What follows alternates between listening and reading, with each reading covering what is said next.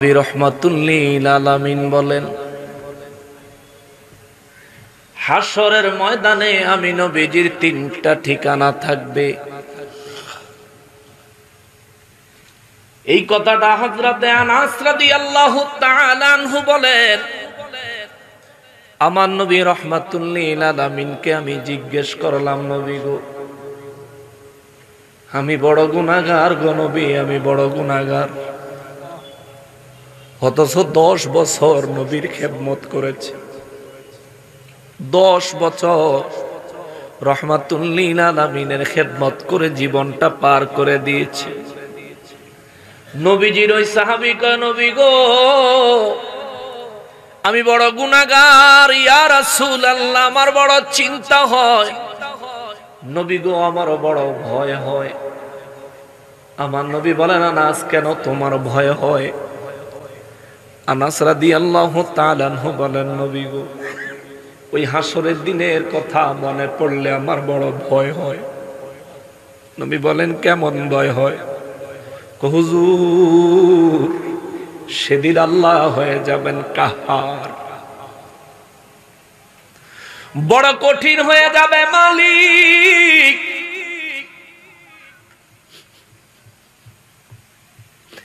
বান্দাগুলাকে যখন জিজ্ঞাসা করবে, কোন মায়া নিয়ে জিজ্ঞাসা করবে না গো নবীজি। তার মধ্যে আপনি নবী বলেছেন, আল্লাহ যদি কাউরে পাকড়াও করে তার আর বাঁচার কোনো উপায় থাকতো না। আল্লাহ যদি কাউকে দয়া না করে, আল্লাহ যদি কাউকে দয়া না করে, তার আর জান্নাত পাওয়ার কোনো আশা থাকতো না। নবী গো, ওই হাসরের ময়দানে আমার কি হবে, আমি চিন্তায় বড় পেরেশান। আমার নবী রহমাতুল্লিল আলামিন কয়, আনাস, চিন্তা করিস না রে, শাফাআতি লি আহলিল কাবাইর মিন উম্মতি, আমি নবী ঘোষণা দিয়া রাখছি, আমার উম্মতের মধ্যে বড় বড় কবিরা গুনাহ করেনেওয়ালা যে সমস্ত উম্মত শুধু ঈমান নিয়া হাসরের ময়দানে হাজির হবে, আমি নবী তাদের জন্য সুপারিশ করব। আল্লাহু আকবার। নবী বলেন, আনাস রে, তুই তো আমার 10 বছর খেদমত করেছো, আমার হাতে কালিমা পড়েছো, আমার পিছনে ইক্তিদা করে নামাজ আদায় করেছো। রে আনাস, আমি নবী রহমাতুল্লিল আলামিনের খাদেম হওয়া সত্ত্বেও তুমি কেন চিন্তা করো? আমি নবী তো কবিরা গুনাহগারদের জন্য বলে দিয়েছি, যদি কোন কবিরা গুনাহগার আমি নবীর মহব্বত অন্তরে লইয়া ঈমানের সাথে যদি আমি নবীর মহব্বত লইয়া হাসরের ময়দানে হাজির হতে পারে, হয়তো ভাবতে পারেন, হুজুর মহব্বতের কথা কেন বললেন? ও বাবা, এটা আমি গুনাহগারের কথা নয় রে। একটু চিন্তা করেন, হাসরের ময়দানে আপনাকেও দাঁড়াতে হবে। একটু চিন্তা করেন, হাসরের ময়দানে আপনাকেও দাঁড়াতেই হবে। এই মাহফিলে না আইসা আজকে যারা বাড়িতে বসে আছেন, থাকতে পারতেছেন, হাসরের ময়দানে উপস্থিত না হইয়া পার পাওয়ার কোনো সুযোগ নাই রে বাবা। হাসরের ময়দানে উপস্থিত না হয়ে পার পাওয়ার কোনো রাস্তা নাই। বিশ্বাস করেন, বসার সুযোগ পাবেন না। বিশ্বাস করেন, নিজের দেহের দিকে তাকানোর সুযোগ পাবেন না। বিশ্বাস করেন, কারো খবর নেওয়ার সুযোগ সেদিন আপনার থাকবে না। মাথার অর্ধ হাত উপরে সূর্য আসবে, মাথার মগজগুলো টকবক টকবক করে ফুটবে, মাথার মগজগুলো বায়া, চেহারা বায়া, মুখ বায়া, গাল বায়া, চোখে ঢুকবে, নাকে ঢুকবে, মুখে ঢুকবে, পড়তে থাকবে। মৌত নাই রে বাবা, মৌত নাই। এদিকে পায়ের নিচে এই মাটির জমিনটা হয়ে যাবে তামা, সূর্যের তাপে এটা গরম উত্তপ্ত হয়ে যাবে। হাদিসে মোবারকে আমার নবী কয়, সূর্যের তাপে তামার জমিনটা খুব সহজে গরম হইয়া লোহা কামারে যখন পোড়া দেয়, কামারে যখন লোহা পোড়া দেয়, কত লাল হয়ে যায়, দেখলেই কত ভয় লাগে।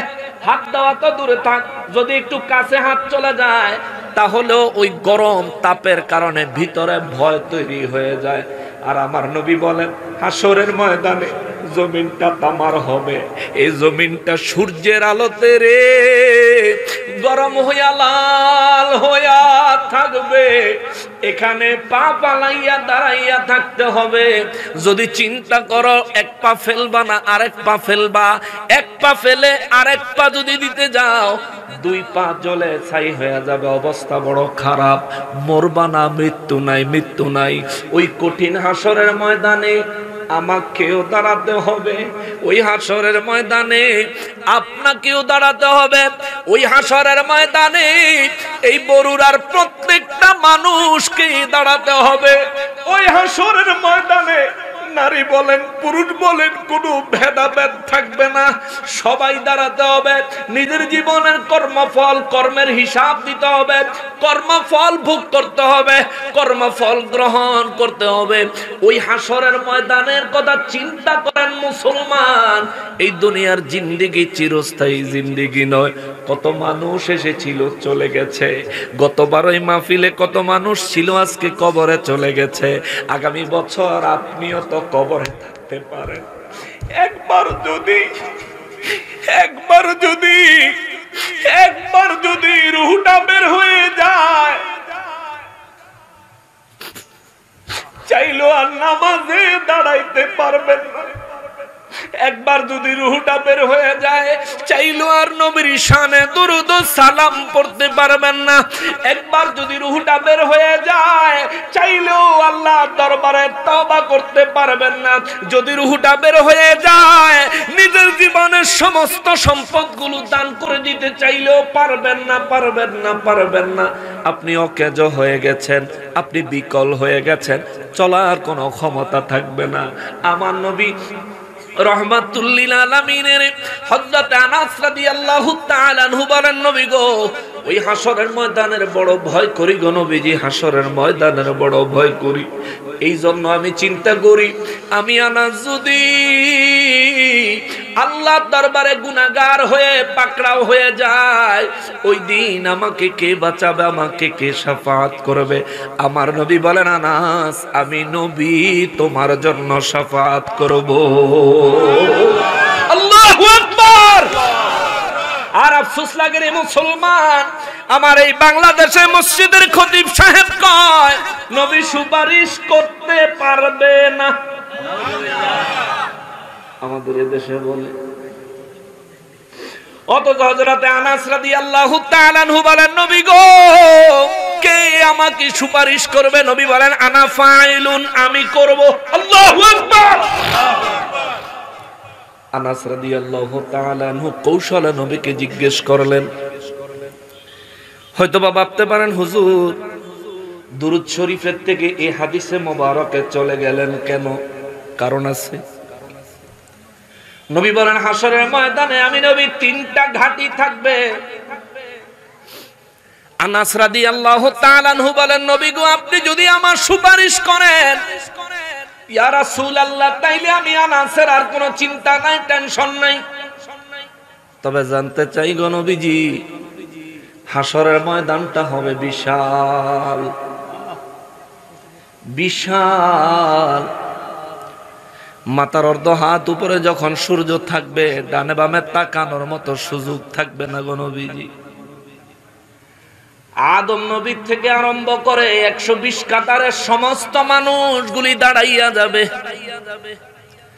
80 কাতার আপনি নবী রহমাতুল লিল আলামিনের উম্মত হবে। ওই 80 কাতারের ভিতরে আমি আনাস থাকব। হুজুর এত মানুষের ভিড়ে, এত বিশাল বড় ময়দানে আপনি নবীকে আমি কোন জায়গায় খুঁজে পাবো আমি যখন বিপদে পড়ে যাব? আল্লাহ যখন আমার দইরে কই আনাস হিসাব দে, আরে আনাস হিসাব দে রে, হিসাব দে। রব্বুল আলামিন যখন আমার কাছে হিসাব চাইবেন, হুজুর আমার মতো নালায়েক আমি তো আল্লাহর কাছে হিসাব দেওয়ার কোন যোগ্যতা রাখি না গো নবীজি। ওই মুসিবতের সময় আপনার সুপারিশের জন্য আমি আপনাকে কোথায় পাবো? আমার নবী বলেন, আনাস রে, তুমি যখন ওই মুসিবতে পইড়া যাইবা, দেরি কইরো না, দৌড়াইয়া মিজানের কাছে চইলা যাইবা। ওখানে গেলে প্রথমে আমি নবীকে পায়া যাইবা।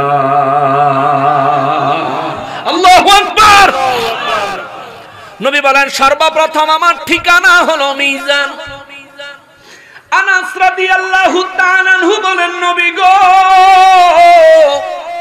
ওই হাসরের ময়দানে মিজানের কাছে আপনি কি করবেন গো নবীজি?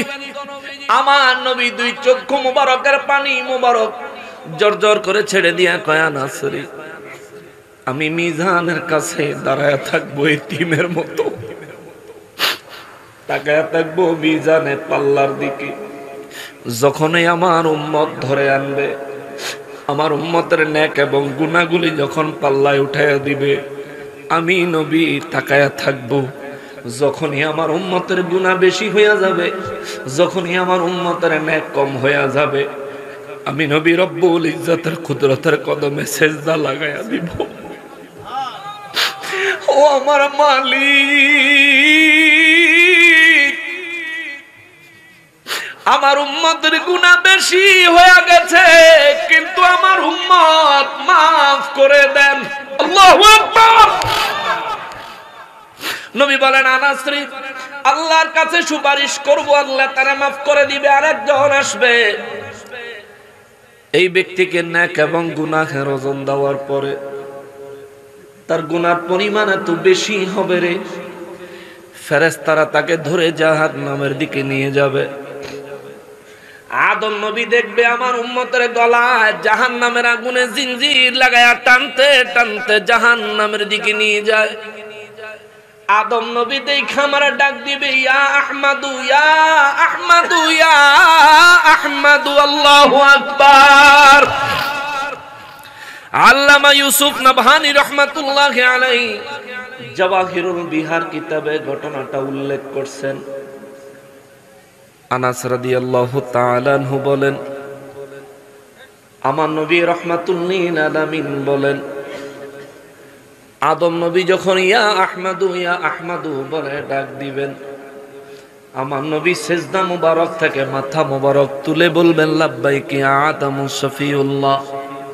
ও আদম শফিউল্লাহ, আমি উপস্থিত, বলুন আমাকে কেন স্মরণ করেছেন? আদম নবী বলবেন, এই মাত্র দেখলাম আপনার একটা উম্মতের গলায় জিঞ্জির লাগায়া গ্রেফতার করে ফেরেশতারা টানতে টানতে জাহান্নামের দিকে নিয়ে যাচ্ছে। আমার নবী রাহমাতুল্লিল আলামিন শোনা মাত্র, আহারে, বাচ্চাওয়ালা মুরগির বাচ্চা চিলে ছো মারলে মুরগি যেমন চিলের পিছে উড়াল দেয়, আগুনে পড়বে না গর্তে পড়বে না পুকুরে পড়বে, মুরগি চিন্তা করে না। আমার নবী রাহমাতুল্লিল আলামিন কয়, আনাস রে, আদম নবীর জবানে আমি নবী কথাটা শোনা মাত্র একটা দৌড় দিব রে। আমার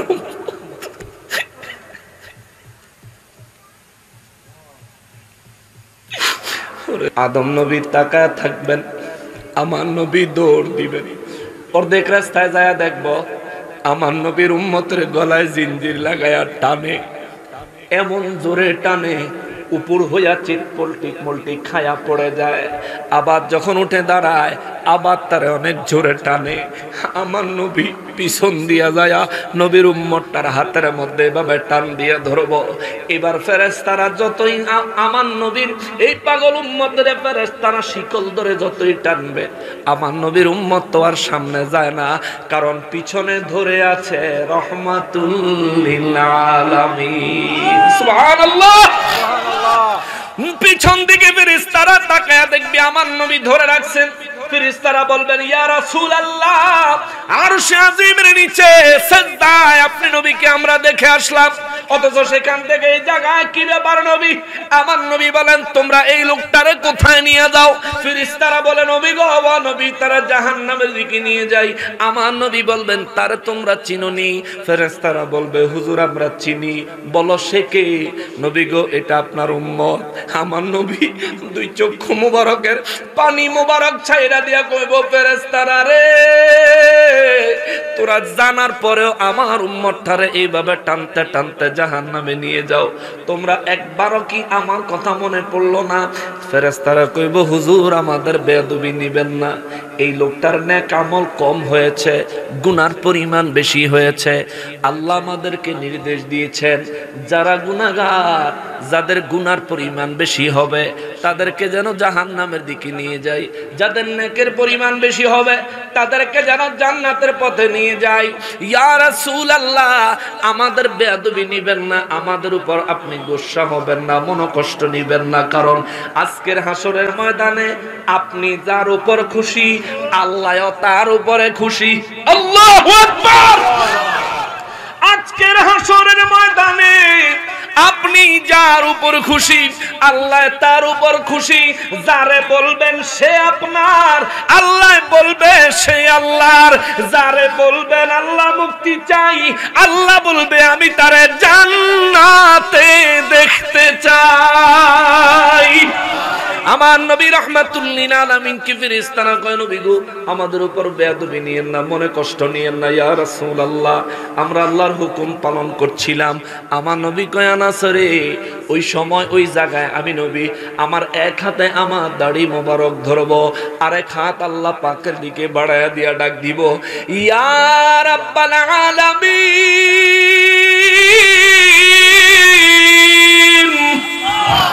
আমি আমার রবকে ডাক দিয়া বলবো, মালিক আপনি ওয়াদা দিয়েছেন আমি নবী রাহমাতুল লিল আলামিনকে কখনোই অপমান করবেন না, হাসরের ময়দানে অপমান করবেন না। আমার রব্বুল ইজ্জাত হাসরের বিচার রাখা জবাবদিহিতা রাখা দিয়া আমার নবী রাহমাতুল লিল আলামিনকে জিজ্ঞেস করবেন, আল্লাহ হাবিব কে গুনাহগার, কে নেককার, কে জান্নাতি, কে জাহান্নামী? আমি আল্লাহ তো সবার খবরই জানি। হাসর তো বানাইছি আপনার সম্মান দেওয়ার জন্য, হাসর বানাইছি আপনার ইজ্জত দেওয়ার জন্য, হাসর বানাইছি বিশ্ববাসীকে দেখানোর জন্য। আপনি নবী রাহমাতুল লিল আলামিনকে আমি আল্লাহ কতটা ভালোবাসি, আপনার কথা আমি আল্লাহ কতটা গুরুত্ব দিই, আপনার সাথে আমার বন্ধুত্ব কেমন, আপনার সাথে আমার প্রেম কেমন, এটা দেখানোর জন্যই তো আমি বান্দারে মরণ দিলাম, কবর দিলাম, হাসর বানাইলাম। নইলে আদম নবীরে ডাইরেক্ট জান্নাত থেকে জমিনে পাঠাইয়া দিছি। আমি চাইলে তাদেরকে জমিন থেকে টুক করে টেনে টেনে জান্নাতে নিয়ে আসতে পারতাম, কিন্তু আমি জান্নাতে আনি নাই, মৃত্যু দিয়া কবরে রাখছি। মৃত্যুর সময় ঈমান নিয়ে শয়তানের সাথে লড়াই করতে দিছি। ওই সময় আপনি নবী রাহমাতুল লিল আলামিন দিদার তাদের ঈমানের উপর মওতের ওসিলা হয়েছে। কবরের মধ্যেও আপনি নবী রাহমাতুল লিল আলামিনকে চেনার পর নাজাত পেয়েছেন। হাসরের ময়দানেও আপনার শাফাআত যারা পাবে তারাই মুক্তি পাবে, অন্যরা উপায় নাই, উপায় নাই, উপায় নাই গো নবীজি। তবু আপনি নবী কোন জায়গায় নিজেকে অপমানিত বোধ করলেন? আমার নবী বলবে, আল্লাহ আমার উম্মত আমাকে না বলে, আমাকে না দেখাইয়া আমার উম্মতটারে ফেরেশতারা জাহান্নামের দিকে নিয়ে যায়। আমার উম্মত নেওয়ার আগে আমারে যদি আল্লাহ একটু দেখাইতেন তাইলে আমি নবী বড় খুশি হইতাম। আল্লাহ বলবেন, হুজুর আপনি কি চান? আমার নবী বলবেন, আল্লাহ ফেরেশতারা বলল আমার উম্মতের গুনাহ বেলে বেশি হইছে, আমার উম্মতের নেক বেলে কম হইছে। এটা আমি নবীর মোহাব্বতে দুরূদ পড়নেওয়ালা উম্মত।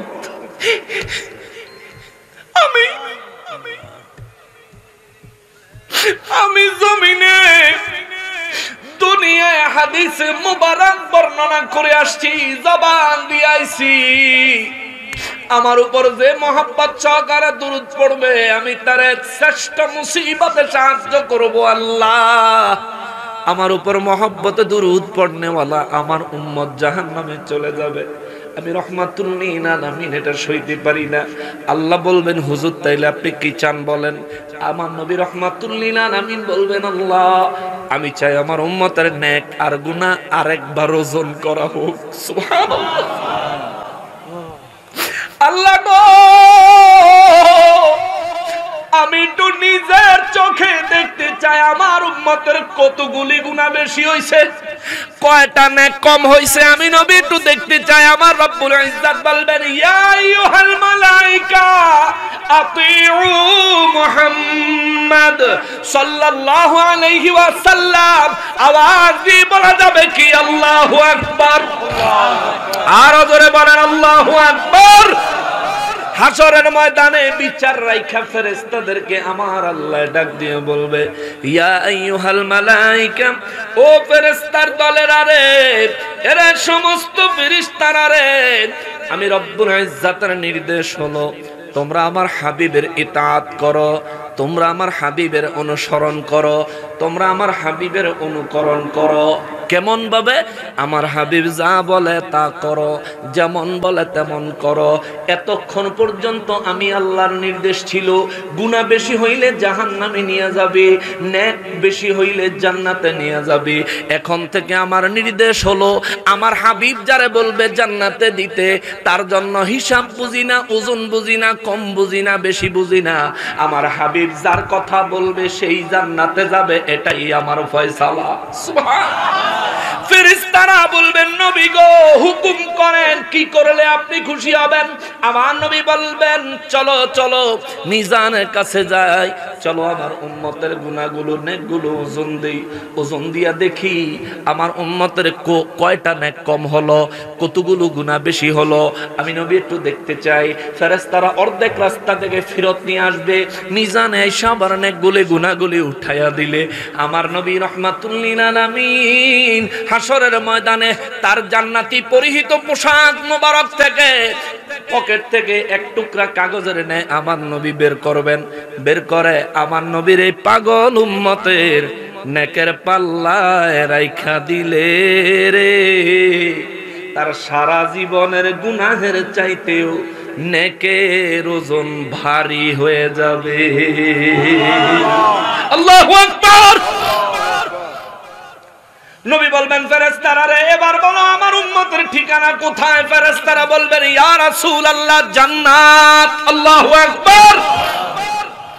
নবীর উম্মত সঙ্গে সঙ্গে নূর নবী রহমাতুল লিল আলামিনের কদম মোবারকে পড়ে যাবেন। ইয়া রাসূলুল্লাহ নবী গো আমি বড় নালায়েক উম্মত গো নবীজি, অনেক পরিমাণে অত্যধিক পরিমাণে জীবনে গুনাহ করেছি, সমস্ত গুনাহ লয়ে হাসরের ময়দানে উপস্থিত হয়েছি। আজকে কোন কারণে কি কারণে আপনি আমাকে এত সাহায্য করলেন, এত বড় সাহায্য করলেন নবীজি? নবী গো আপনার কাছে জানতে চাই ইয়া রাসূলুল্লাহ কি কারণে আপনি আমাকে অর্ধেক রাস্তা থেকে ফিরে আইনা আমারে সাহায্য করলেন? আমার নবী বলবেন পাগলা রে, তুই না অমুক দেশের অমুক এলাকার অমুক জায়গার অমুক বংশের অমুকের পুত্র অমুক। নবী গো আমি কোন দেশে জন্মাইছি, কোন গ্রামে জন্মাইছি, কোন বংশে জন্মাইছি, কোন বাবার ঔরস থেকে মায়ের গর্ভে গেছি, হুজুর আপনি সব জানেন, আমারে চিনেন। আমার নবী রহমাতুল লিল আলামিন সেদিন কইব উম্মত রে তোদের মায়া তো আমি ৬৩ বছর কোনো আরাম করি নাই, তোদের মায়ায় আমি দিনের পর দিন না খায়া কাটাইছি। অথচ আমার আল্লাহ যদি আমারে না বানাইতো, আসমান জমিন চন্দ্র সূর্য গ্রহ নক্ষত্র রাজি রিজিক খাবার দাবার আমার আল্লাহ কোনো কিছুই বানাইতো না, সব বানাইছে আমি নবীর খাতিরে, যার খাতিরে আমার আল্লাহ সব বানাইলো। আমি সেই রহমাতুল লিল আলামিন দিনের পর দিন না খায়া থাকছি, কষ্ট করছি, পেটে পাথর বাঁধছি,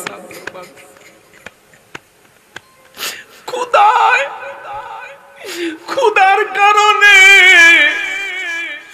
আমি নবীর জিহ্বা মুবারক যখন বেশি পরিমাণে শুকায়া যাইতো, আমি নবী মুখের ভিতরে পাথর ঢুকায়া রাখতাম।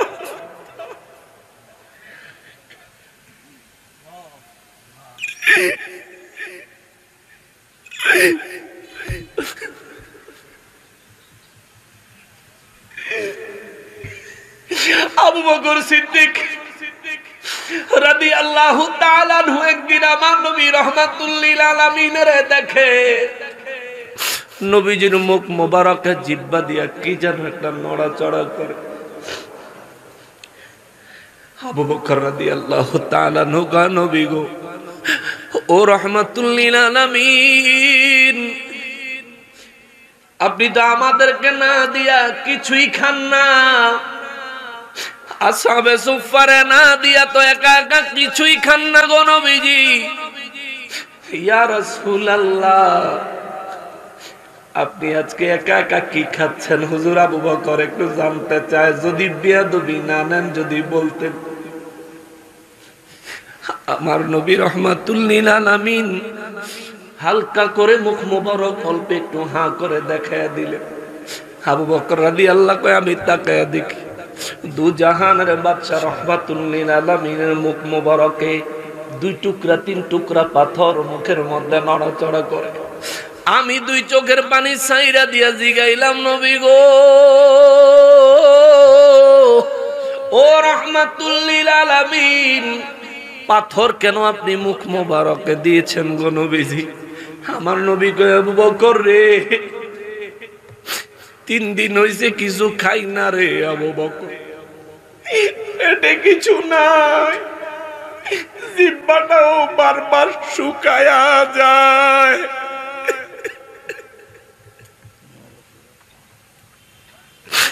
যার কারণে মুখে 3 টুকরা পাথর দিয়া রাখছি রে আবু বকর।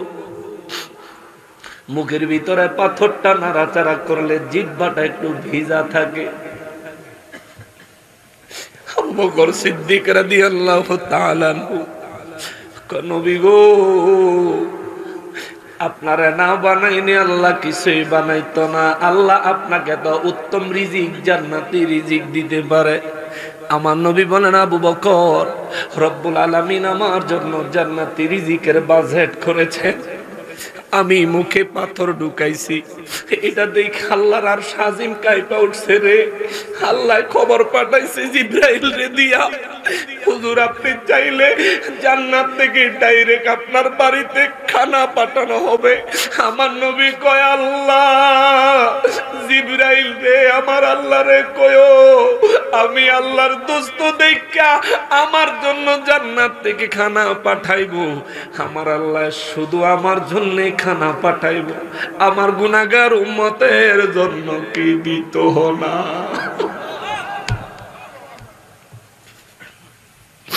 আমার গুনাহগার উম্মতের যদি আল্লাহ জান্নাত থেকে ডাইরেক্ট খানা খাওয়াইতে পারে, তাইলে আল্লাহরে কয়ো আমার জন্যও যেন খানা পাঠায়। আর আমার গুনাহগার উম্মতের জন্য জান্নাতি খানা যদি জান্নাতি নসিব হয়, তাইলে আমি নবী দুনিয়ায় জান্নাতি খানা গ্রহণ করব না, আমি আমার উম্মতের সাথে জান্নাতের ভিতরে জান্নাতি খানা গ্রহণ করব। এ জিবরাইল, যাও যাও যাও, রব্বুল ইজ্জাতকে বলো, রব্বুল আলামিন যে প্রস্তাব আমাকে দিয়েছেন আমি প্রস্তাব কবুল করেছি। আল্লাহ পাকের প্রস্তাব কবুল না করার কোনো সাধ্য আমি রহমাতুল লিল আলামিনের নাই। কিন্তু আল্লাহ আমাকে যে প্রস্তাব করেছেন, এই প্রস্তাব আল্লাহর নেয়ামতের প্রস্তাব, আমি আমার উম্মতের জন্য আল্লাহ দরবারে জমা রাখতে চাই। যেদিন উম্মত সহ জান্নাতে প্রবেশ করব রে, আল্লাহর পক্ষ থেকে দেওয়া এই স্পেশাল জান্নাতি নেয়ামত উম্মত সহ একসাথে গ্রহণ করব।